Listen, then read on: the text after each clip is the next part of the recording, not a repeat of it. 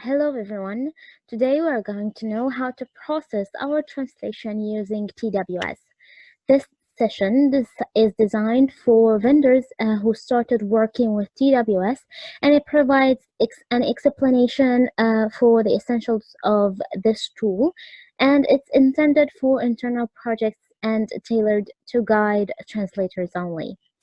So let's have just a quick introduction about TWS. TWS is a cloud-based CAT tool and it's created by LimeBridge. It consists of three components or three minor tools. The first thing as appears here, the editor, translation workspace XLIF editor. The second is translation workspace tools. And the third one is the QA checker, or what we call the linguistic toolbox, or what we refer also to it as LTD. So each tool is explained in this session with the specific steps needed to complete a translation job perfectly.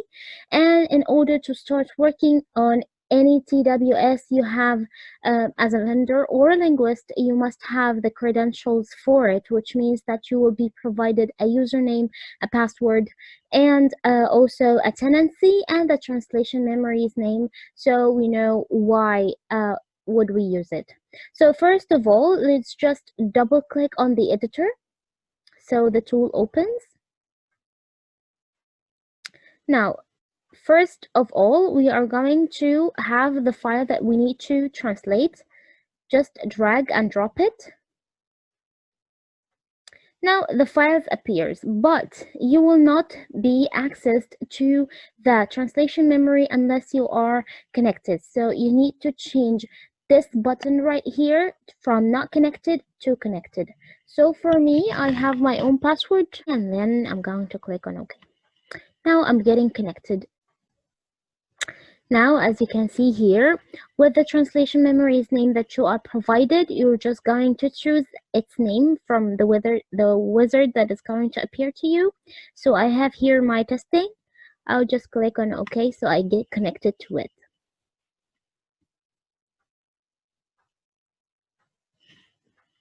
So I'm going to specify the language pair that I'm working on. That's totally fine. Just be aware that you might be provided also the files that you need to translate in extensions like XLF, XLZ, or XLF. And I have here my XLZ. So this is actually compatible with this tool. So after getting connected, now we can simply actually search in the translation memory. We can make full use of it. And coming to this process of translation itself. Now, here the view, it shows us that we can double click. These highlights are the segments that we need to translate. And with a double click on it, it just opens in the editor so I can translate whatever. Okay, and now this step in specific that I need to confirm or to insert my translation in the translation memory, I have actually 5 buttons to do this. So let's see them from here. The first one is to store, close, and open the next untranslated segment, or I can store and close the segment, close the segment and delete the translation, close segment but do not store in the translation memory, cancel changes, and close the segment. So whatever you want, you definitely do it. So for me, I don't want to actually to insert, so I'll just close the segment and delete my translation. Okay, now actually you have a lot of choices to do here. You can add notes, you can add comments. Just go to translation, insert your note, or simply you can just press Control N, so the comment is inserted, whatever you want. Also, you can insert the tags from the menu. from the tags menu. Like here, you can insert them.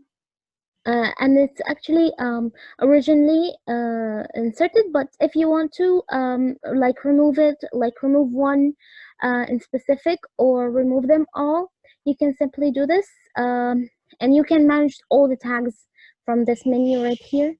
And after finishing the translation, you might want to like spell checking.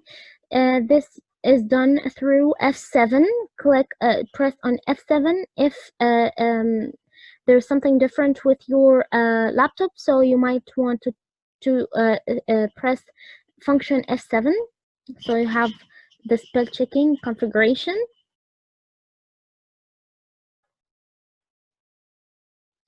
So just like I was saying, there are plenty of options that you might want to do throughout your translation.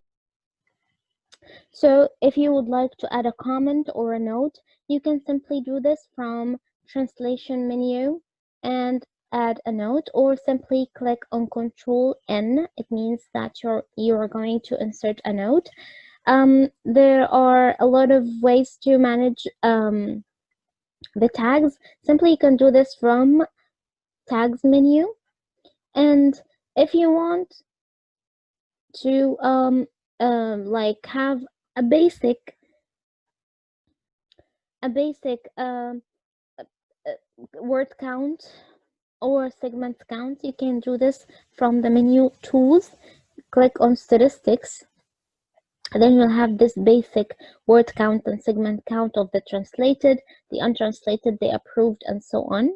If you would like to run a QA check over your file that is actually so basic and simple, you can do this from also the menu tools and run a QA check, or simply you can just press F8 or function F8 depending on your PC. If you want to search in the translation memory, go to concordance search. If you want to search in the term base, just like I said, go to terminology search term, and then you can write it right here. If you want to have a more advanced options throughout your translation, such as the word count and other things, you can do it from the second component, which is the translation workspace tools. And with a double click on it, it would open. Just choose Analyze.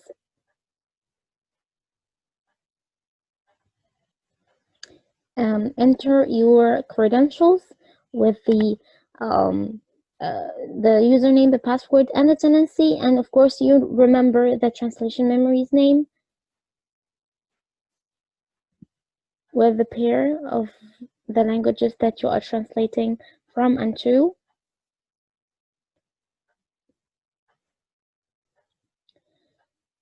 Just add the file that you want to have the count for. Just specify the place that you want to set your reports in here, and the format that you want to export the report with. For example, you can take it as HTML, which is a web page, a zip file, and XML, which is Excel sheet, or text. So for me, I'm going to choose it as XML. This is the pair that you are translating from and to, the translation memory's name. Then you click on Analyze. You would have such a report in your desktop, the place you set your report in, and here the count detailed with the matches and everything. So I'm going to click on Done. So that was it for TWS, and the LTD will be discussed in another video. See you soon. Bye.